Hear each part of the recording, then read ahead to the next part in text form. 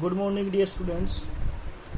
हम आपके फिजिक्स की क्लास लेकर क्लास 10th की फिजिक्स की क्लास लेकर आज हम पढ़ेंगे डिस्पर्जन बाय प्रिज्म कि प्रिज्म से डिस्पर्जन कैसे होता है किसी वाइट लाइट का, वाइट बीम का, और किस प्रकार से कितने कलर्स में वो डिवाइड हो जाती है।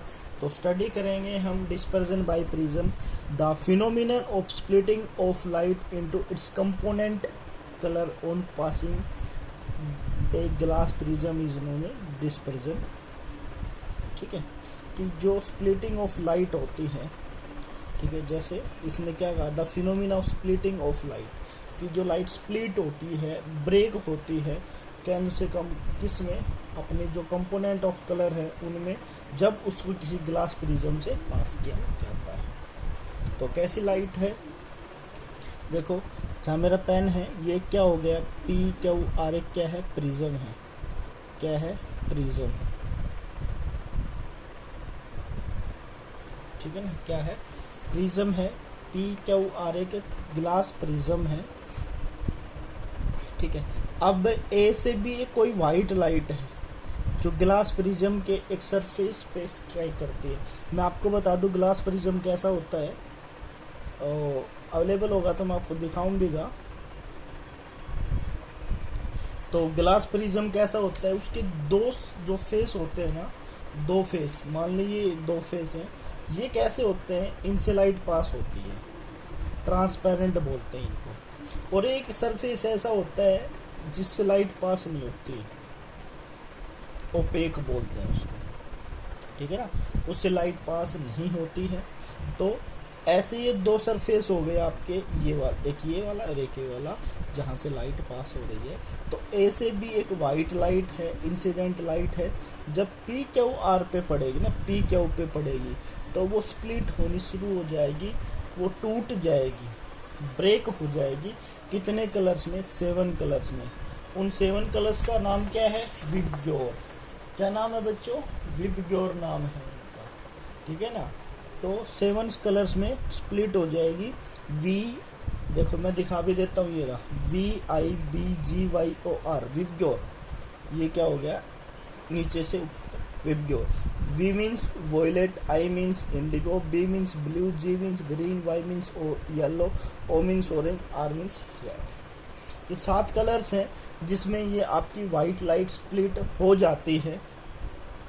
अब इसका सबसे ज़्यादा डेविएशन कहाँ होता है, कौन से कलर का सबसे ज़्यादा डेविएशन होता है, कहाँ डेविएट करती, किस कलर में सबसे ज़्यादा डेविएशन होता है। तो सबसे ज़्यादा डेविएशन होता है वॉयलेट के लिए, सबसे कम होता है रेड के लिए। ठीक है ना,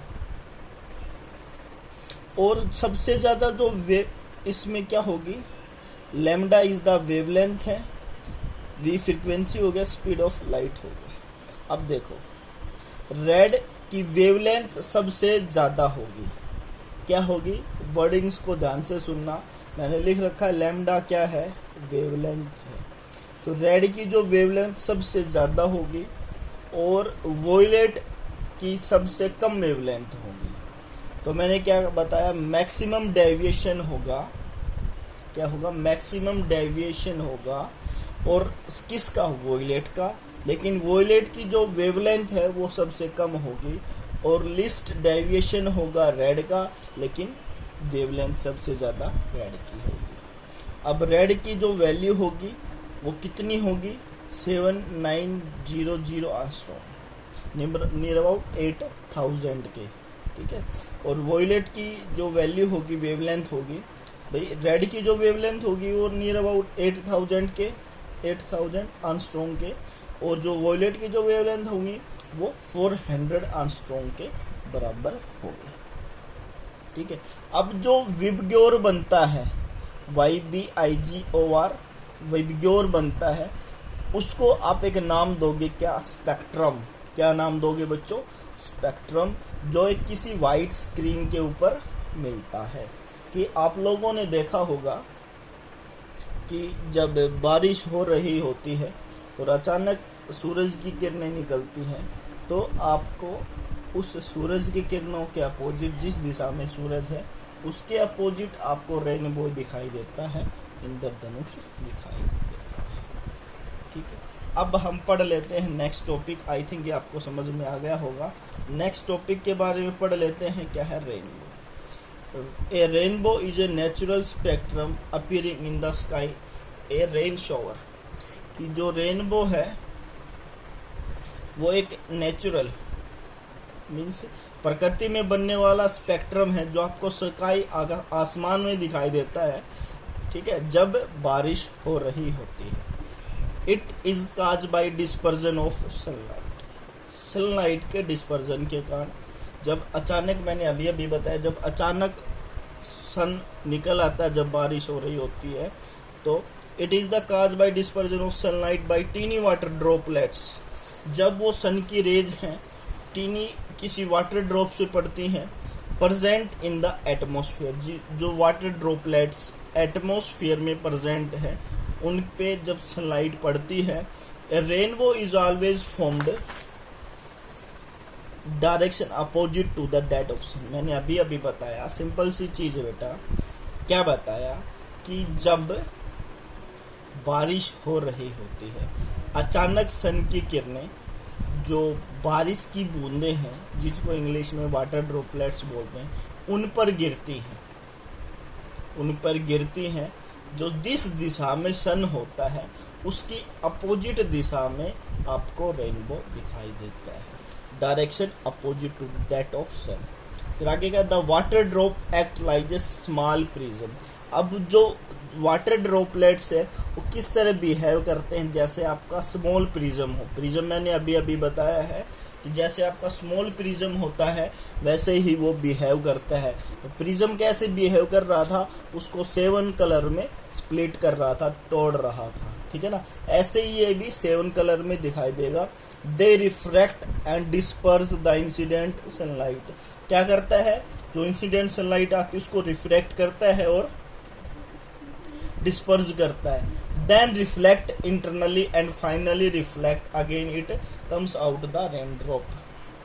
क्या करता है भाई, सबसे पहले जैसे आपने डायग्राम में देख रहे हो कि ये सन है और ये वाटर ड्रॉपलेट या फिर रेन ड्रॉप है, इसमें सन की किरण गिरी यहाँ पे। देखो बिल्कुल ध्यान से देखना, मैं आपको और पास करके दिखा देता हूँ। ये देखो, बिल्कुल ध्यान से देखो, ये देखो बच्चों, ये देखो ध्यान से कि ये सन है आपका, ठीक है, और ये वाटर ड्रॉपलेट है। जब सन की किरणें वाटर ड्रॉपलेट पे पड़ेंगी तो सबसे पहले क्या होगा, मैंने बताया रिफ्रैक्ट होंगी। क्या होंगी, रिफ्रैक्ट हुआ। फिर जैसे ही वाटर ड्रॉपलेट्स के आउटर एरिया के ऊपर पड़ती है, आउटर एरिया है, तो फिर इसका क्या होगा, रिफ्लेक्शन हो जाएगा, ठीक है, और फिर ऑब्जर्व को दिखाई देंगे। तो इसने क्या बताया,